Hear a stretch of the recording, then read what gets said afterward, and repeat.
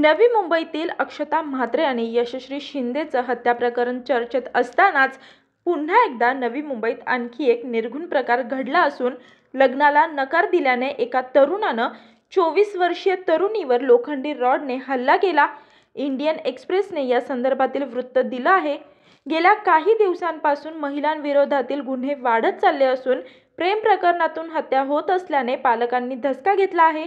तर सुरक्षा यंत्रणांनी आता कंबर कसली असून यशश्री शिंदे या 22 वर्षीय तरुणीची 25 जुलै रोजी निर्घृण हत्या करण्यात आली होती। या हत्येप्रकरणी पोलिसांकडून कसून चौकशी केली जात असून या प्रकरणातील आरोपी दाऊद शेखला देखील अटक करण्यात आली आहे। या प्रकरणाचा छडा लागतो की नाही तोवर नवी मुंबईतून आणखी एक धक्कादायक माहिती समोर आली आहे। नवी मुंबईत राहणाऱ्या एका 31 वर्षीय तरुणाने त्याच्या एक्स गर्लफ्रेंड समोर लग्नाचा प्रस्ताव ठेवला, परंतु तिने लग्नाचा प्रस्ताव धुडकावला। याच रागातून आरोपी प्रीतम म्हात्रे याने तिच्यावर मित्रांसमोरच समुद्र किनाऱ्यावर हल्ला केला। जखमी तरुणीला तिच्या मित्रांनी तात्काळ रुग्णालयात दाखल केले। तिच्या डोक्याला जबर दुखापत झाली असून तिच्यावर उपचार सुरू आहेत। दरम्यान या प्रकरणातील आरोपी प्रीतम म्हात्रे याला अटक करण्यात आली असून पोलिसांनी सांगितले की भारतीय न्याय संहिता अंतर्गत खुनाच्या प्रयत्नाचा गुन्हा दाखल करण्यात आला आहे।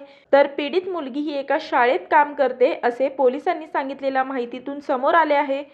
यशश्री शिंदे हत्या प्रकरणातील संशयित आरोपी दाऊद शेखला पोलिसांनी सकाळी कर्नाटकातून अटक केली। त्याला नवी मुंबईत आणण्यात येत असून त्याची पुढील चौकशी केली जाणार आहे। एवढंच नव्हे तर हत्येआधीचं सीसीटीव्ही फुटेजही समोर आलं असून हत्येआधी दाऊद शेखनं यशश्रीचा पाठलाग केल्याचं स्पष्ट झालंय। हे सीसीटीव्ही फुटेज 25 जुलै 2024 या दिवशी दुपारी 2:14:35 आहे। या सीसीटीव्ही फुटेजमध्ये आरोपी दाऊद शेख हे यशश्रीनंतर साधारण 8 मिनिटांनी म्हणजेच 2:22 तिचे मागे जात असल्याचं दिसत आहे। पोलीस तपासात समोर आलेलं हे सीसीटीव्ही फुटेज त्याच दिवशीचं आहे ज्या दिवशी यशश्रीची हत्या करण्यात आली होती। मी वर्षा काटेकर, योद्धा न्यूज, नवी मुंबई।